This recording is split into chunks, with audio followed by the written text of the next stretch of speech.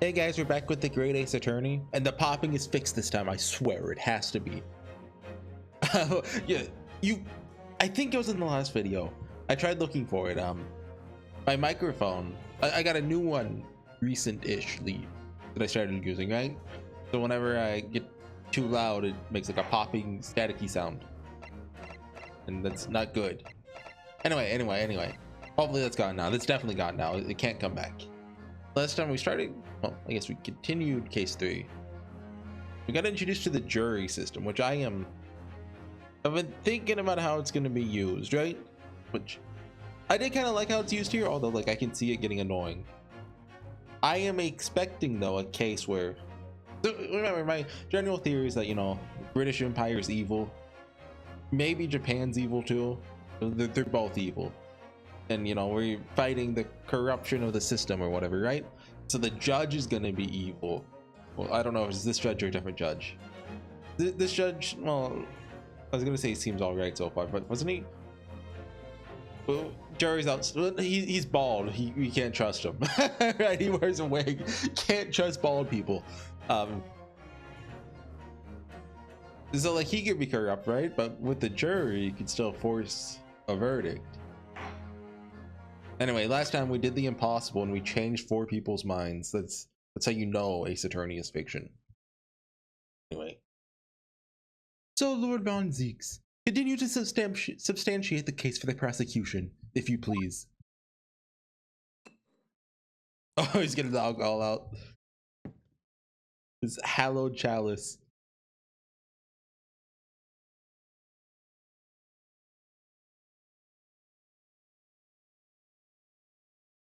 Yeah. Oh, that must have hurt. Well, I mean, he does have gloves on.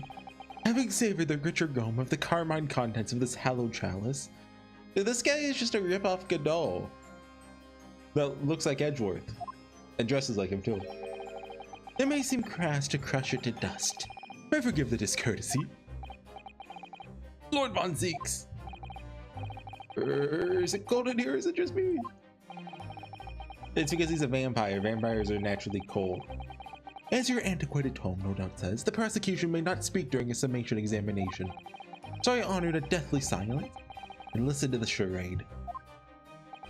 It seems I overestimated the intelligence of the jury. Well, no matter. Who are the 2 that didn't change their verdict? Juror 1 and... Was it the typewriter lady? Wait, I don't remember. There's nothing so hard to prove as a self-evident truth, it would seem. No, why else would we grace the courtroom with our presence after all? So, let us proceed to the next round of battle. Oh shoot, it's the P4S from Final Fantasy 14. He just used the attack. It's like I don't remember the guy's name. Bring forth the witnesses once more. He's like a vampire guy who throws his cape and like it does stuff. Go look that up. It's literally him. Witnesses. I trust you heard the summation examination we have just had to endure. Yes, sir. That I did, sir. Of course I heard it. Yes, sir. I heard it. You, sir, on the end. The coachman. Believe it's Beppo? Yes, sir, my lord, sir. If it transpires that in your previous testimony, you are attempting to veil the presence of a 5th passenger in your omnibus, you'll be found guilty of perjury. What? We're actually bringing up perjury in Ace Attorney? That's... I mean, it's probably happened before, but you know that... Rarely. You're advised to bear that in mind, sir. Oh mio Dio. He desperately trying not to say, is that a JoJo's reference? Now then, witnesses, I hereby call on you to testify before the court again. You'll explain that the various misgivings brought to our attention by the defense's summation examination. More testimony. Various misgivings. I only carried 4 passengers that night. I swear it. But, well, I, for one, was told I had to pay 5 pence for the bus. He fiddled us on the fare, he did. And I saw that blood-curdling sight as well. It's all too much. So, like, we know Bruce Fairplay's, if not in on this, he's, you know, exaggerating the truth to get McGilded killed so he doesn't have to pay his money.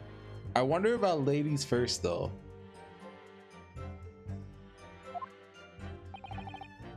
I tell you, I saw McGilded stabbing that man. Everything I said before stands. Oh, yes, he stabbed him. Yes, he did. I think so, yes. Counsel, make sense of this for me, please. The phantom 5th passenger conjured into existence by my learned Eastern friend never existed. They called me learned. The confusion is arisen from the coachman's sly little how do you say that? Consonage? I assume that means like scam or like, you know, fall on a fast one. The practice of deception, trickery. Cousinage. Cousinage, okay. Oh! Beppo, explain yourself. I'm terribly sorry, Guildmaster. I opened his eyes. Guild's fare is 4 pence across the board. You know that. I'd understand. Been overcharging our passengers by a penny a fare. It's so cold. The restaurant of the day is always half empty. You've been dishonest, coachman. I'm sorry. You're a disgrace, Beppo. A disgrace. You know, even if we don't get the not guilty verdict, at least we got a guy fired. And your selfish actions have brought dishonor on the entire guild. If I may, sir? I had to pay 10 pence on the bus just last week. What? 4 passengers at 5 pence eaches? Yes, 20 pence. Done the arithmetic 10 times already, just can't make the result come out differently. No, that figures. Well, it would appear that one of the aforementioned misgivings has already been explained. So, counsel for the defense, your cross-examination, if you please. We've already had the pleasure of a protracted summation examination today. So you intend to continue the parlor games? Absolutely! I love parlor games! Okay, I didn't see anything immediately presentable. I assume we're gonna bring up Bruce's thing here, maybe. 4 passengers. Gonna pay 5 pence for the bus. Fiddled on the ferry, didn't they? Saw that blood curdling set as well. All too much.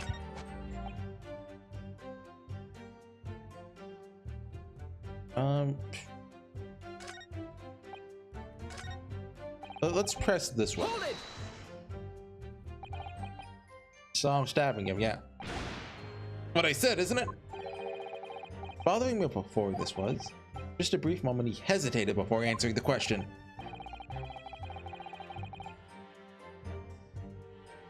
You looking scared there, buddy? Excuse me. Mr. First. Oh, how can I help you, sir? I think this is just generic dialogue. Okay, that's just his face. Troubling with that hat of his. Reached his head. His hat is Okay,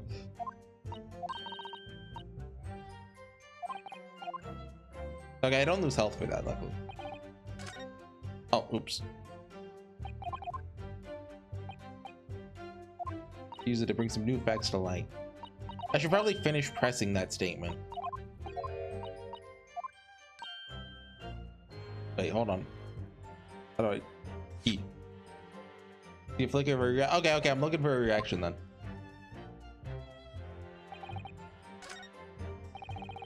Let's press this. We never going on board that night, paid 5 pence instead of 4? I paid 5 pence too, sir. Looking kind of angry there, buddy. I just told you that I did. Flat paid 5 pence across the board. That's something to be proud of. So-called discrepancy my learned friend identified was nothing of the sort. Like the phantom killer you so desperately needed, it's gone. Dead. And buried.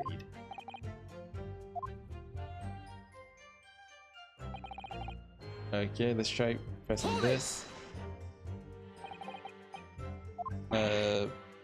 I'm still kind of wondering if I'm going to get a pop-up like thing on these little three like coin looking things.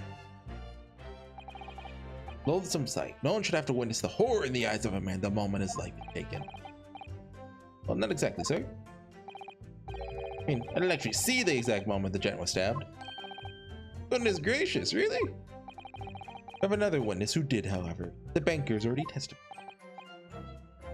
Didn't see the point the victim was killed. Turned out to be very significant.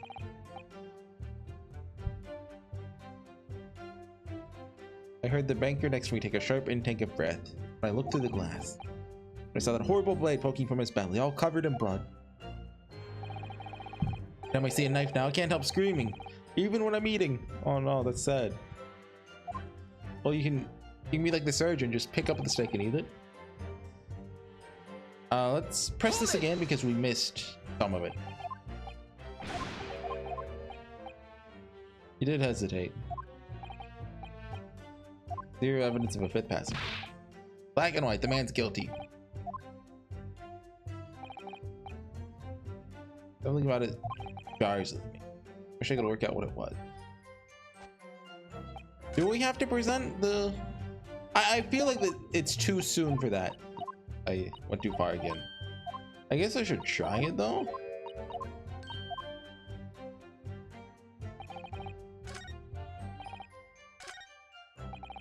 I feel like we need to maybe press one of Beppo's statements then, but I'm gonna try. I feel like this is wrong, but it's worth a shot. Yeah, okay. He's like, obviously, you know, he's got something against McGilded, but okay, let's go back to the first one. What is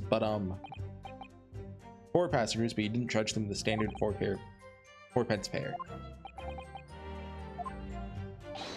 It's impossible to make the last run of the day pay. Yeah. They're looking normal. Maybe I have to pursue on the line where he hesitates.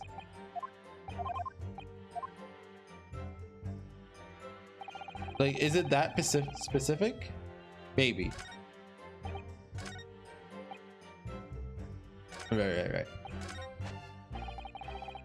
Let's press this again. We're looking for the ...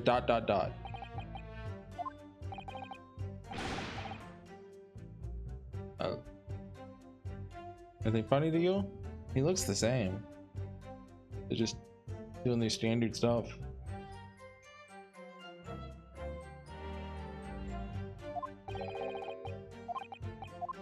Okay, just keep skipping. If I remember, I'll edit this part down. If not, you're stuck here with me. Ah, not again! I'm stupid. Thankfully, I have skip on.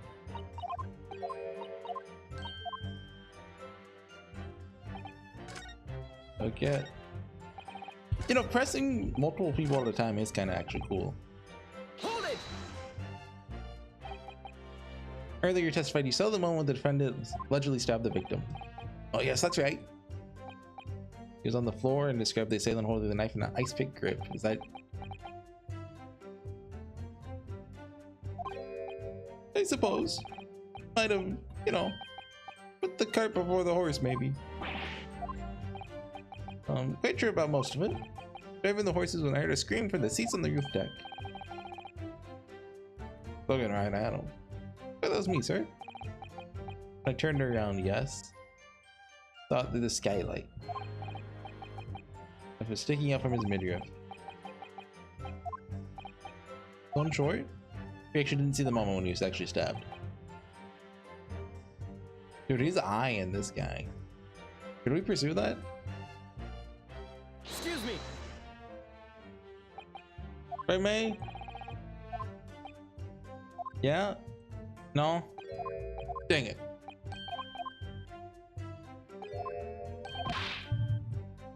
Oh my god, no, no, no, no, no, no, no, no. How many times have we had to go through this now? And we probably should finish pressing the last one too, just in case something pops up.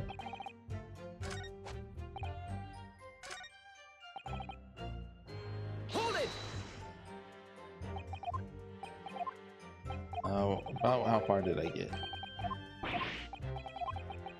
The first, yeah, okay, right around here. Turned around, thought through the skylight. Oh, I got up there and did it? The gentleman was on the floor and the knife was sticking out of his midriff. The handle was the guy holding the handle was the famous man. So in short, didn't see the moment the victim was actually stabbed at all. You guys doing anything funny? Really thought I did, but go over to my head. No, I suppose it's... Okay, yeah, maybe that's the case. Maybe you know, maybe it's not him just glaring at the guy. Maybe it's him biting his cane and yelling out his own name, I believe. Excuse me. You have something to say about that, Mr. Fairplay? Now you listen to me. Know what you're thinking. He didn't really see the exact moment the fellow was stabbed. What are the chances of that? Eh? Are you asking me or telling me? Getting flustered. Maybe we'll extract some new information from him if I answer him cleverly. Could he have just happened to see the exact moment the crime was committed? I mean, if cleverly is, some days are like that. I guess that's clever. Sooner or later, you'll see something you wish you hadn't. You're always peeping through a skylight on the top of an omnibus. Peeping? I'm a respectable city banker, I'll have you know. I know what I saw. Remember it as clear as a Ballarat day. The grim scene, I don't mind telling you. Thank you, Mr. No, let him keep going. Oh, excuse me if I was getting a little hot under the collar there. Ask you to supplement your testimony with a clear statement about what exactly you saw. I can do that, all right. Tell you how grim it was. You gotta forget the sight of the blood-soaked hands after the butcher stabbed the man. Okay, we present the gloves. OBS is recording everything. Okay, yeah. Objection. Blood-soaked hands. Well, those soaked may be laying it on a little thick, but anyway, there was definitely blood all over him. Both of them were covered in it. Well, smug sword. I don't know what to call that pose. Very sorry to disagree, Mr. Fairplay, but that's more than a little peculiar. What?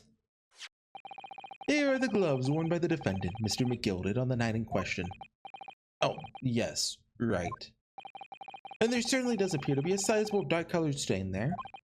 But, as I'm sure you can clearly see, it's only on the right-hand glove. what? It's like a carrot. Short. Wait, what if a rabbit comes out of his hat? Wait, did I say rabbit or ferret? Because I meant rabbit, but I may have just said ferret. In short, Mr. Fairplay. But no, I said carrot, right? Okay, carrot, ferret, rabbit. You know, they're all the same thing. Your testimony is inconsistent. I mean, that's a really minor thing to point, but yeah, get him. Yeah. But no, that can't be right. You're the liar here, then. Yeah. I mean, I guess pointing out how unreliable witness testimony is, you know, that's something. That's right. You're quite clear about it. You said, yeah, it was both hands. Yeah. Mr. Fairplay, if your last statement was a lie, calls your entire testimony into question. Say you saw the moment the victim was stabbed. Is that really the truth? Objection. It was a simple mistake. I just now realized, well, I just now like His objection is in like a it's like in a different font than, you know, the normal objection. That's kind of cool. I didn't notice it before. It's a simple mistake. You can't justify accusing this man of lying. Yes, it wasn't both hands, it was only one. But the fact remains, the victim's blood was on the accused. Objection. No, Mr. Fairplay categorically stated that he saw blood all over both hands. It means there's a strong possibility that this witness was deliberately trying to mislead the court. Ah! Why, I'm a city banker for pity's sake. My word should be the gold standard. I'm a gentleman, not some gutter snipe. That's a word. Upstanding members of society don't prevaricate. It's a word, yeah. Look, if a word's longer than 3 syllables, I don't know what it means. Claiming not to have no reason to lie. Is that really the case? Mr. Naruhodo, we had some evidence to explain maybe something important that we discovered, you know, 30 minutes ago. Turn the tide on this trial completely. Something to show this man has a compelling reason to lie. And there's no evidence. My lord. Yes, counsel? The defense is ready to present evidence. By Jove, are you sure? Yes, evidence that will clearly demonstrate why Mr. Fairplay had reason to lie in his testimony. Yeah! Keep nibbling on that. Very well. I hereby call on the defense to present its evidence. Evidence that demonstrates a motive for the witness's alleged deception of the court. Take that! Take that! Your Inosuke's voice will always sound weird to me. This is a list of the debtors who owe money to Mr. McGilded. Yes, a list of innocent victims, crippled by the accused's extortion. The point is, among the names of these debtors is your name, Mr. Bruce Fairplay. What? Mr. Fairplay, are you currently indebted financially to the accused? No, well, barely worth being called a debt. According to this ledger, you owe 20 yennies. Not an inconsiderable sum of money, wouldn't you say? Ah, well, what of it? Let's suppose Mr. McGilded were to be found guilty of murder. What would become of your debt in that case? These documents state the loan agreement is forged between 2 individual parties. Therefore, were the creditor, the defendant here, to be sentenced to a capital punishment, all outstanding debts which were owed to him would be annulled. They would cease to exist. Cease to exist? Mr. Fairplay, is it not the case that you claimed in your testimony to have seen something you never in fact saw, in a devious attempt to annul your debt of 20 yennies to the defendant? Yeah. Yeah. They need to give minor antagonist breakdowns. Order, order, order! Mr. Bruce Fairplay. Yes, but my lord. Let me ask you again, and be aware that your answer may have most serious implications upon your future, sir. Did you or did you not see the precise moment in time at which the defendant is alleged to have thrust a knife into the victim?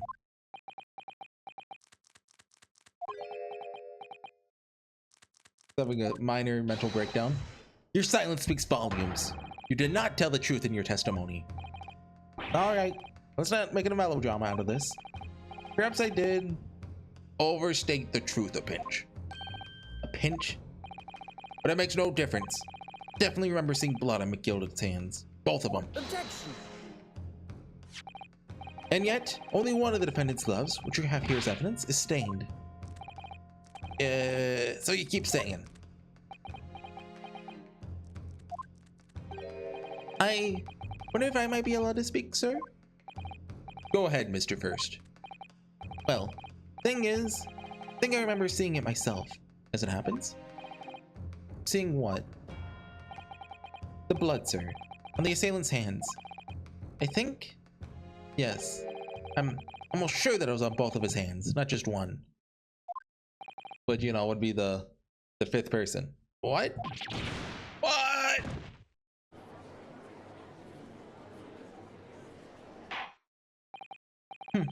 It would appear that we're going to need further testimony from all you witnesses. This time, I'd like to know precisely what you did and what you did not see. Do I make myself perfectly clear? Yes! Mr. Naruhodo, this is good news. The course of the trial seems to have shifted slightly at last. Yes! Might finally have a chance to turn things around here. Witness testimony. Okay. What the witnesses really saw. There's blood on both hands of the assailant. Sincerely and distinctly remember that. However, I suppose you might say, it's the exact moment that stabbing transpired. If that matters. Yes, that doesn't matter at all. Remember seeing the knife and remember seeing both the attacker's hands with blood on them. I didn't actually see anything myself, no? And I heard that scream. You know, I'm just not... Okay, I know how the... I get it now. So this whole time I was thinking, okay, either Beppo had to be on it or the two guys had to be on it, and you know, someone came into the skylight. Someone could have been hiding in like the luggage spot. Because they were both sitting next to each other for some reason. It's still like a little weird, right? Like if you're in a carriage with someone, why would you sit next to them instead of across from them? And that's like, you know, you're in a bathroom, you're at a urinal, someone goes right next to you instead of, you know, going, you know, away from you, right? That's a little weird. But anyway, if they were both on this bench, someone in the luggage compartment hiding there could lift it up, stab him, and what is that? Something's gonna be relevant later on. Just not noticed it. And you know, escape when they have a chance. I didn't actually see anything myself, no? Not until I heard that scream. Anyway, the factory bands. Can't have been anyone else inside that carriage, or what have all seen.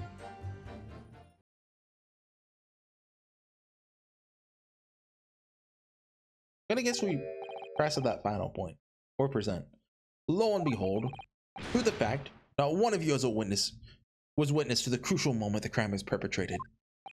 I apologize, my lord, but honestly, there's no one else inside that carriage. Man's hands were covered in blood. That much incriminating evidence is tantamount to saying we saw the man do it. Although up until now, I was of the opinion, well, we don't have the picture? We saw a picture before of the two men, right? Sitting next to each other? Or is that just like a CG? Anyway, that's really not what testimony is about. Let us examine the interior of the omnibus once more.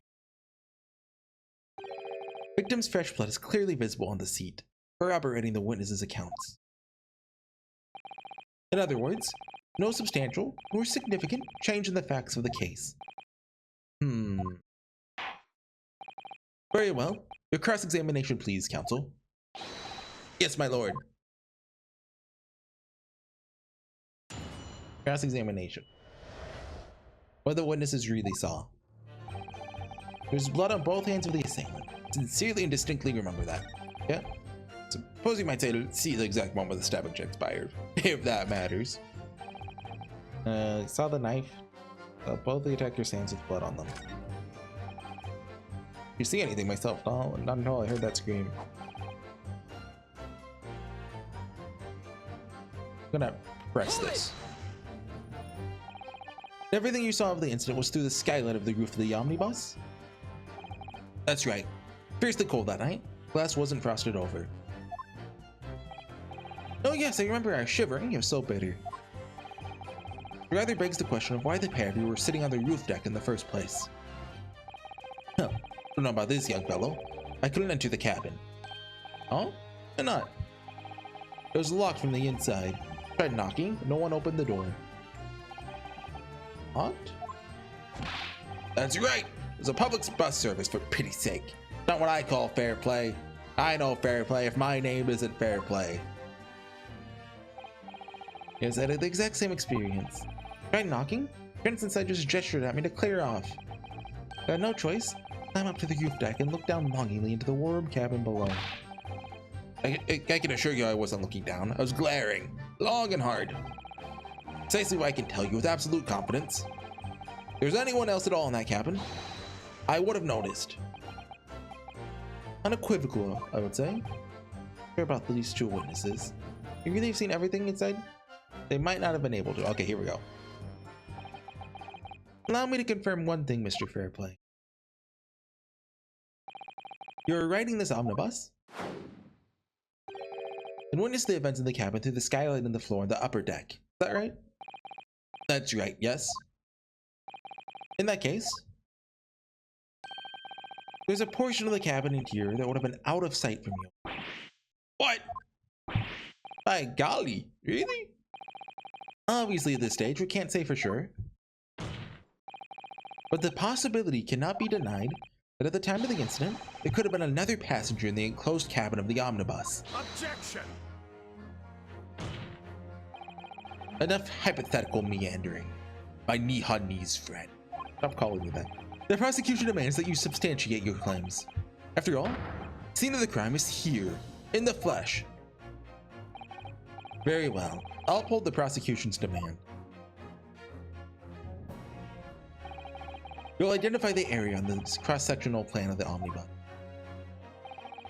Where exactly in the omnibus are you suggesting this potential extra passenger could have been situated? Right here. Well, let's present. Take that! Both rows of the seat on the roof face in the direction of travel, whereas the seats in the enclosed cabin face each other, which means, like how they all have top hats and canes, the visible part of the cabin, which passengers on the roof deck can see through the skylight, is as I've drawn here. Ah, that's right, my lord. As you can see, the seat opposite the one to which the victim and his attacker were sitting is obscured from view. In other words, someone had been sitting on that seat. It's quite possible that these witnesses would have been completely unaware of it. Ah! Objection! Dude just wants his 20 guineas back. How much is 20 guineas worth even? How much is 20 guineas worth? In, let's say, 1800. There's a game FAQs post about it. Well, this is in pounds. This says it would be 15,000. I don't know how accurate that is, but that is quite a bit of money. Quite possible some phantom was sitting there. You knee-ha-knees have a forbidding habit of obscuring the truth with the ambiguity. What do you mean? Who else has done this to you? What knee-ha-knees do you know? I concur with the prosecution's rejoinder. In a British court of law, evidence is paramount. Cannot entertain this conjecture, counsel. That is, so you're able to put a name to this mysterious passenger to whom you allude. Can a name? I mean,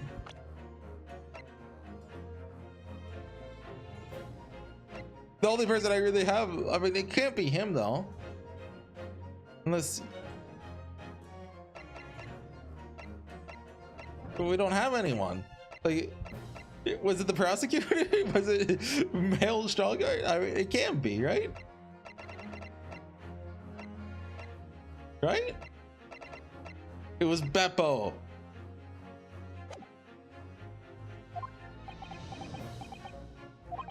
I honestly don't know. Who could it have been? Who could have been in the other seat, just out of sight from the witnesses on the roof deck? I've got.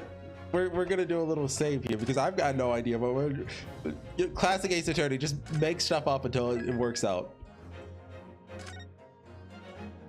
Just pretend to know.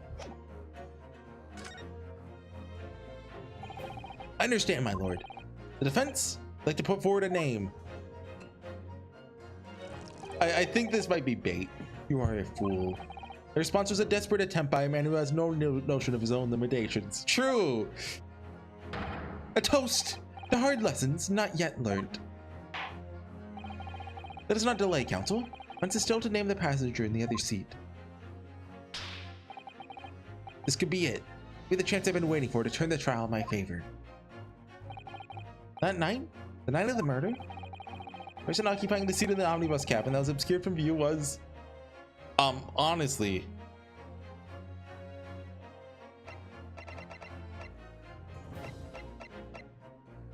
it can't. Beppo couldn't have gotten in there. Here's the driver, and Eric Von Zieks has been on vacation so long because he was hiding. They wouldn't do that, right? In his debut case, right?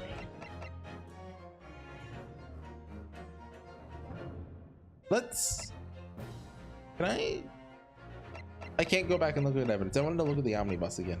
Anyway, it was you, Susato. Take that! Concealed in the blind spot of the cabin that night. Yeah, okay. I think this is bait. Whatever so-called logic you used to arrive at that conclusion, it matters not. Your answer has made one thing abundantly clear. Yeah, the real blind spot is inside your head. It appeared to be unusually large. Could have just said that's not right. Mr. Naruhodo?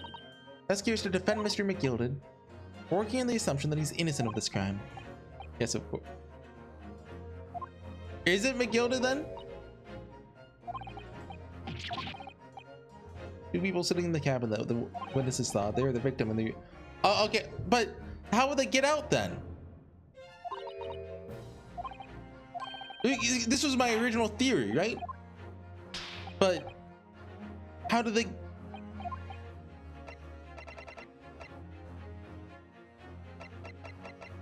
Wait, so they didn't sit right next to each other, you know, because that's kind of weird. They sat across from each other, right? Especially if they were talking, like it claimed they were, but then he fell asleep for some reason. Take that!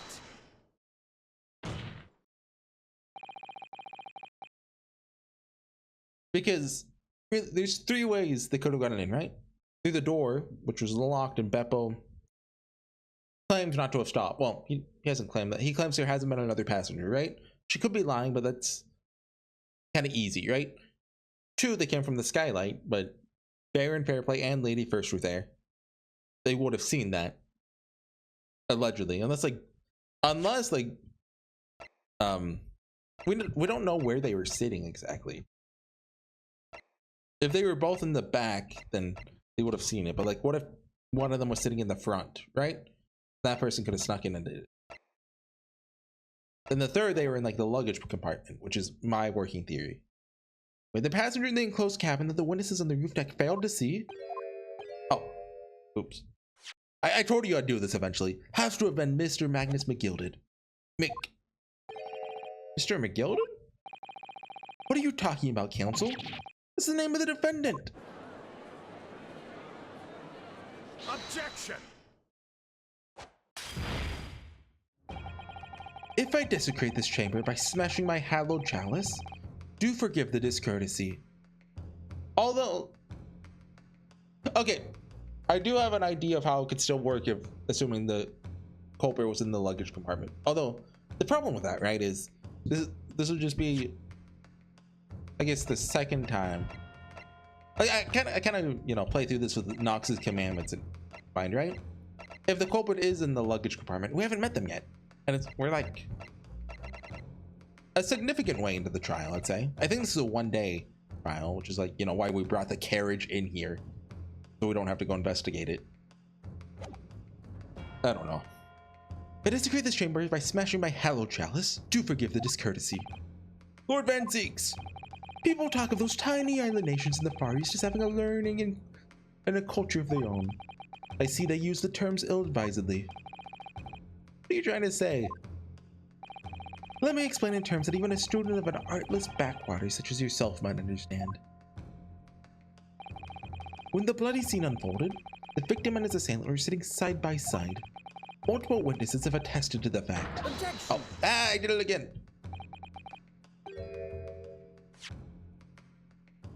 It's the very premise on which this case is built. That premise may be wrong. What? If the victim really was sitting beside Mr. McGilded, it creates an inconsistency that can't be recounseled in any way. What inconsistency, counsel? Defendant's gloves, my lord. Both witnesses made the same testimony. They claim that there was blood on both hands of the person sitting next to the victim. Objection! We know the truth to be otherwise. Wait, did I say what my theory was? Basically, we have Beppo's statement of someone laying on the ground, right? That would be the real McGilded, because obviously the victim is sitting up, so he can't be on the ground unless the police moved him for something, right? So he was sitting across. He was asleep, so he had to have been drugged or something. Falls over. Then the killer gets out, sits next to this guy, stabs him. I mean, why he'd just watch this happen, I guess. I mean, that's because he was. Well, was he drugged at all? Doesn't say. Anyway, we're probably a bit away from that, but that's my working theory right now. We know the truth to be otherwise. Only one glove bears the gory remains. The point is, even in the face of this irrefutable evidence, both witnesses have maintained their stance. Yes, their testimony remains unchanged. Exactly. They both adamantly swear. They clearly remember seeing blood on both hands of the assailant. In short, their memory of events is correct, and their testimony reveals the truth. There was somebody else sitting beside the victim that night, a third party we have yet to identify. But the victim's blood was on the passenger's hands, both of them. Objection! And who was this third party? Obviously, the true culprit, whose name I don't know yet, but I'll get to that later. Extraordinary!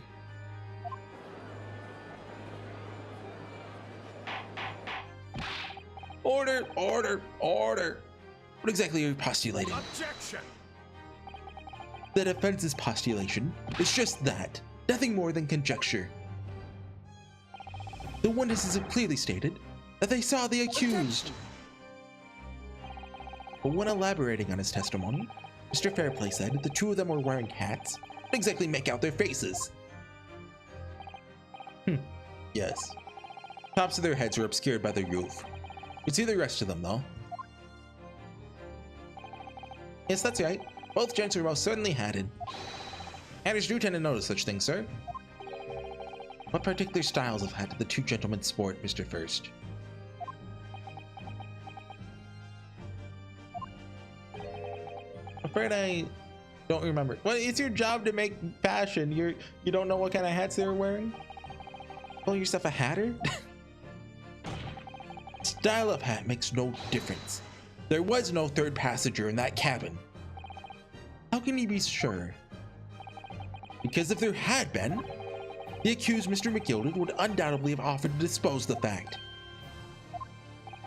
Unless, that is, you're proposing an even more preposterous explanation. That the accused failed even to notice the presence of the true culprit in the very cabin in which he traveled.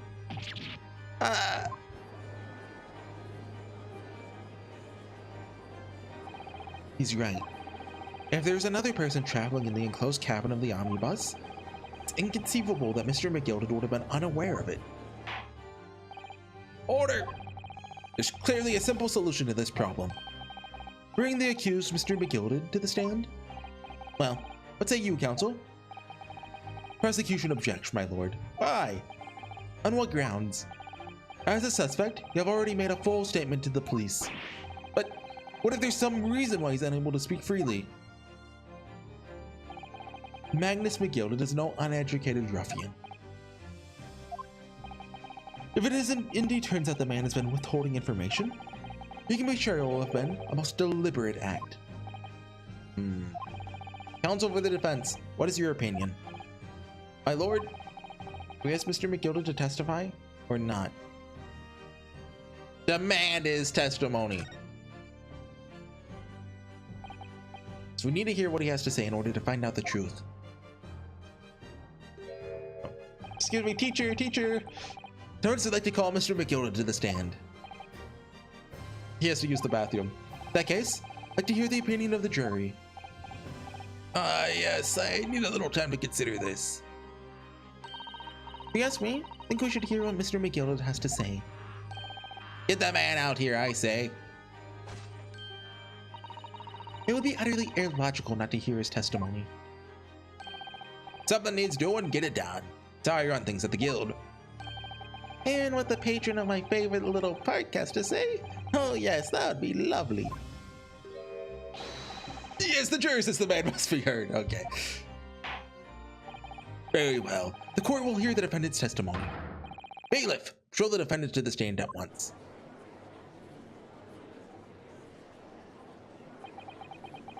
Dot, dot. Now, maybe what actually happened that night will finally become clear. There you go. I was kind of expecting it to be continued, but not yet, I guess. Or if we even get one. We get those in the middle of trials, right? Sometimes. That's 40. Whoa, I could keep going a little bit. You see, it always sucks. Like there could be a 2 could be continued to like 20 minutes from now, but I don't know. This sucks. This video might be a little short if I edit down those presses, but if I don't, it's perfect length. So I say cut it here. Thanks for watching, everyone. See you guys next time. Bye. Oh, we did get to. Have we been at part 2? I guess part 2 is just when you get to court. Okay. Anyways, see you guys next time. Bye.